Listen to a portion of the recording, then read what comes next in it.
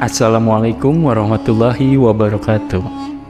Terdapat banyak tempat di bumi yang masih menjadi misteri sampai saat ini, karena belum diketahui bahkan belum bisa dijangkau oleh manusia. Tempat-tempat misterius di bumi itu disebutkan dalam Al-Quran dan hadis dari Rasulullah SAW. Keberadaannya pun diyakini oleh umat muslim. Lantas, apa sajakah tempat misterius di bumi yang diungkap Al-Quran dan hadis tersebut? Simak video ini sampai akhir.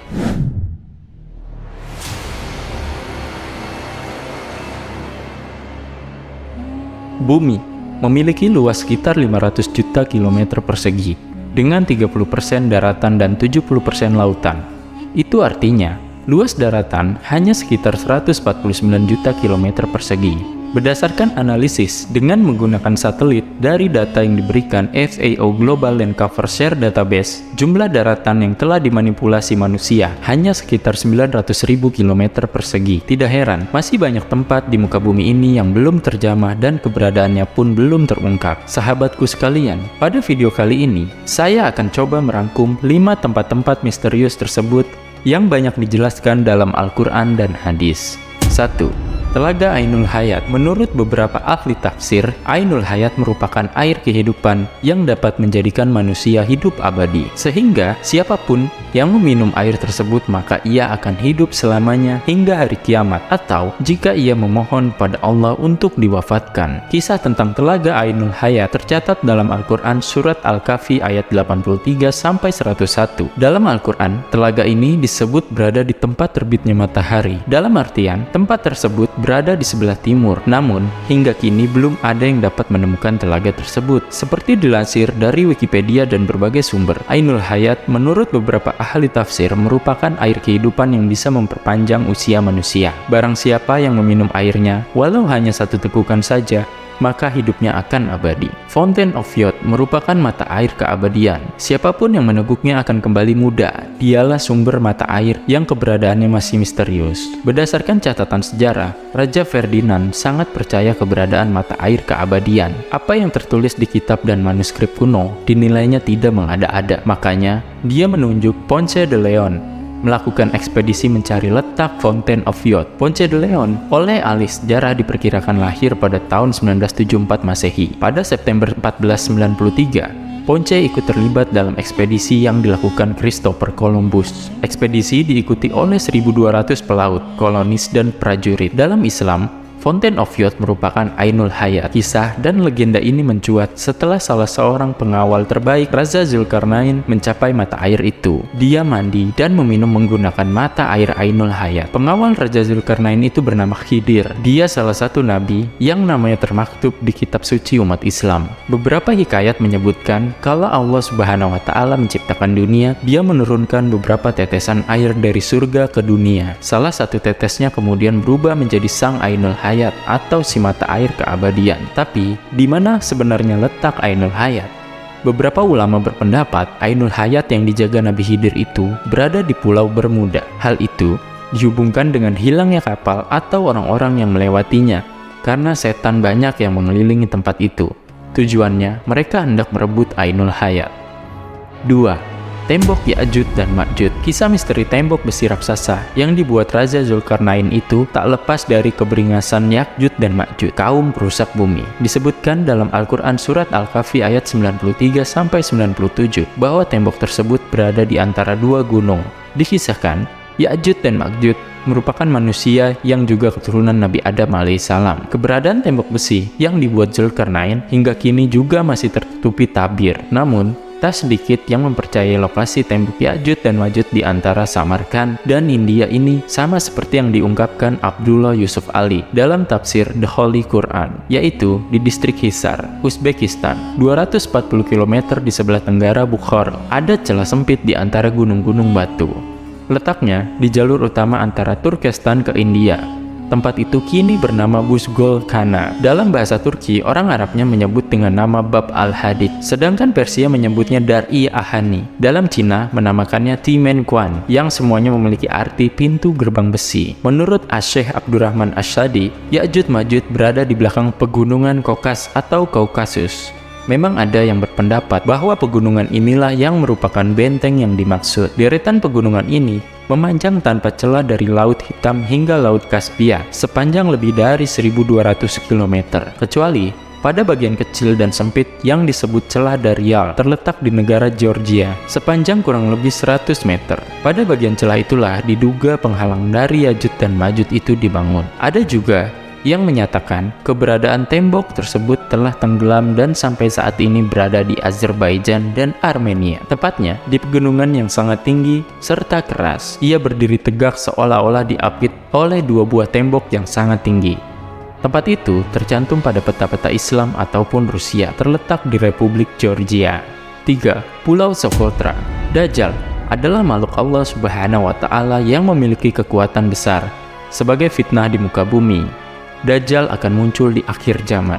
Ini seperti yang dijelaskan dalam Al-Quran dan hadis Nabi Muhammad SAW. Dalam hadis Nabi yang diriwayatkan Imam Muslim sudah diterangkan bahwa ada suatu lokasi yang diketahui sebagai tempat Dajjal dibelenggu oleh Allah Subhanahu wa Ta'ala. Salah seorang sahabat Nabi bernama Tamim mengatakan ia tersesat di suatu pulau di mana pulau tersebut terdapat binatang berbulu lebat dan seorang pria yang dibelenggu. Lokasi pulau itu, kata Tamim, berada di Laut Syam atau di Laut Yaman. Terkait penjelasan tersebut, beredar isu yang beranggapan bahwa keterangan Tamim menuju pada Pulau Socotra yang berlokasi di Laut Yaman karena seperti yang diceritakan pulau itu banyak ditemui binatang aneh dan ditumbuhi pepohonan yang tidak didapati di tempat lain serta jarang dikunjungi manusia. Kemudian teman-teman, dilansir dari sebuah website Welcome to Socotra, Kepulauan Socotra terletak di Samudra Hindia antara semenanjung Arab dan tanduk Afrika yang terletak sekitar 240 km timur Cape Guardafui, Somalia dan sekitar 380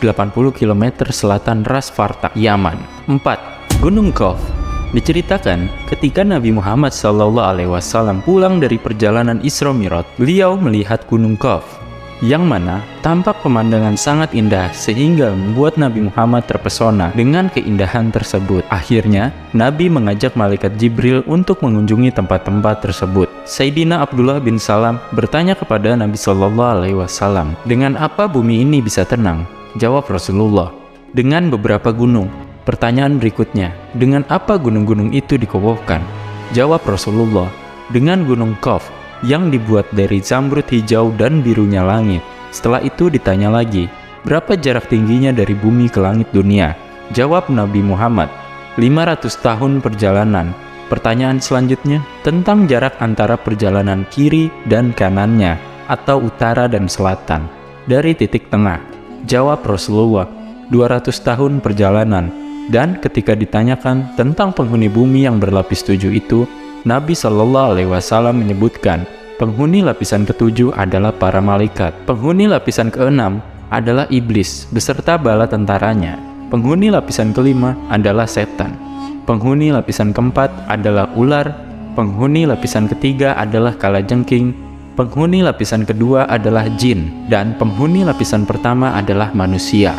Allah berfirman, "Dan di bumi terdapat bagian-bagian yang mendampingi." Quran Surat Al-Ra'd ayat 4. Di dalam Al-Quran sendiri, Gunung Qaf diabadikan dalam sebuah surat Qaf. Tapi, sampai saat ini tidak ada orang yang mengetahuinya. Ada yang mengatakan di antara Yordania dan Saudi Arabia. Namun ada juga yang mengatakan letaknya ada di daerah Yaman. Selain itu, ada yang menyebut Gunung Qaf berada di suatu daerah sebelum Persia, dekat tembok Ya'juj dan Ma'juj. Dijelaskan bahwa Gunung Qaf terbuat dari zamrud, sehingga gunung itu dijaga oleh segala jenis makhluk Allah.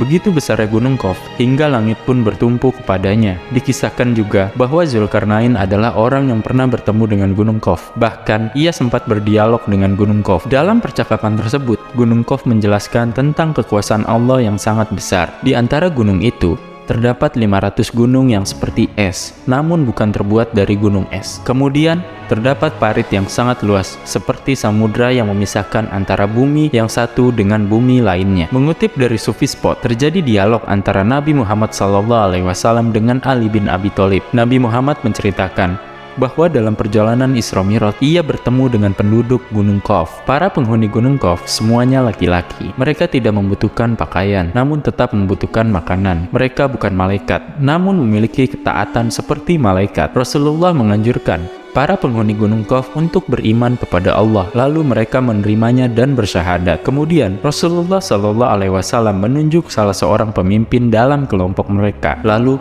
Ali bertanya, apakah ada manusia yang akan mencapai Gunung Qaf? Rasulullah menjawab bahwa tidak akan ada manusia yang sanggup datang ke sana, karena mereka harus berjalan 4 bulan dalam kegelapan.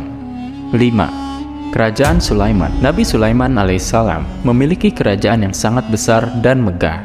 Harta yang melimpah ruah membuatnya dinobatkan sebagai manusia paling kaya yang pernah ada di muka bumi. Kerajaan Nabi Sulaiman alaihissalam dibangun dengan menerapkan ilmu teknologi maju pada masanya. Istana Nabi Sulaiman alaihissalam dikenal dengan Solomon Temple, istana atau kuil Sulaiman. Berdasarkan keterangan ayat-ayat Al-Quran, surat An-Naml ayat 44, serta kisah-kisah dalam kitab suci Yahudi dan Nasrani, Temple of Solomon sangatlah megah. Siapapun yang datang dipastikan akan terkesima dengan segala kemewahan yang ada di dalamnya. Dalam literatur bangsa Yahudi, saat ini keberadaan istana Sulaiman sudah tidak ada karena runtuh, kecuali hanya tembok sebelah barat yang tersisa dari bangunan kuil atau istana yang masih berdiri. Oleh orang Yahudi, sisa bangunan kuil itu dinamakan dengan Wailing Wall atau tembok ratapan. Dalam beberapa riwayat, hancurnya istana Sulaiman itu bukan karena runtuh, tetapi diruntuhkan oleh orang-orang Yahudi yang sombong dan angkuh. Hal ini dijelaskan dalam Al-Quran surat Al-Isra ayat 4-7. Dalam hikayat lain, disebutkan bahwa istana Sulaiman menempati area yang sangat luas dan megah. Konon, pintu istana terbuat dari kayu zaitun dan cemara. Lantainya terbuat dari kaca dan emas. Warna bangunannya berwarna-warni seperti biru, ungu, hijau, kuning, dan lainnya. Dalam versi Yahudi, disebutkan bahwa warna biru mewakili langit, sedangkan merah mewakili bumi. Ungu, kombinasi dua warna, merupakan pertemuan dari langit dan bumi. Selain istana Sulaiman, konon di lingkungan istana terdapat bangunan lainnya, seperti gapura yang terletak di sebelah barat daya. Istana Ratu Bilqis dan Istana Sulaiman memiliki 32 pilar di pintu gerbangnya. Selain itu, ada pula ruang pengadilan, tempat tinggal para rohib, lapangan atau alun-alun, dan lain sebagainya. Ada versi yang menarik mengenai keberadaan Istana Sulaiman. Konon, salah satu kekerasan sikap Yahudi untuk merebut Palestina dan menghancurkan Al-Aqsa disebabkan oleh keberadaan istana Sulaiman tersebut. Menurut versi Yahudi, kuil Sulaiman merupakan lambang kekuatan, sangat berguna dalam situasi terkini di dunia internasional. Mereka meyakini bahwa fondasi kuil Sulaiman berada di Masjid Al-Aqsa. Namun, karena sudah roboh, kuil ini tidak bisa dibangun kembali. Mengapa Yahudi ngotot ingin menghancurkan Al-Aqsa? Konon bukan Al-Aqsa yang dijadikan persoalan, melainkan simbol dari kuil Sulaiman itu sebelumnya. Satu-satunya tempat yang bagus untuk pembangunan kuil itu terletak di Bukit Zaitun, di antara Masjid Al-Aqsa dan The Dome of Rock. Di tempat ini, pemandangannya sangat bagus. Pemandangan kuil itu dianggap sangat penting oleh pihak Yahudi, terutama pengakuan atas bangsa Yahudi. Konon, kuil Sulaiman terletak di sebelah selatan Dome of the Rock, yaitu masjid yang dibangun oleh Khalifah Al-Walid dari dinasti Umayyah. Tempat ini pernah dipakai sholat oleh Khalifah Umar bin Khattab. Ia kemudian meletakkan sebuah batu atau The Rock. Lalu dibangun kubah yang kemudian dikenal dengan nama The Dome of Rock di atas batu itu oleh Abdul Malik. Sahabatku sekalian, jadi demikianlah kisah tentang 5 tempat misterius di bumi dalam Al-Quran yang belum ditemukan. Semoga kisah ini dapat menambah keimanan dan ketakwaan kita kepada Allah Subhanahu wa Ta'ala. Wallahu a'lam bishawab. Wassalamualaikum warahmatullahi wabarakatuh.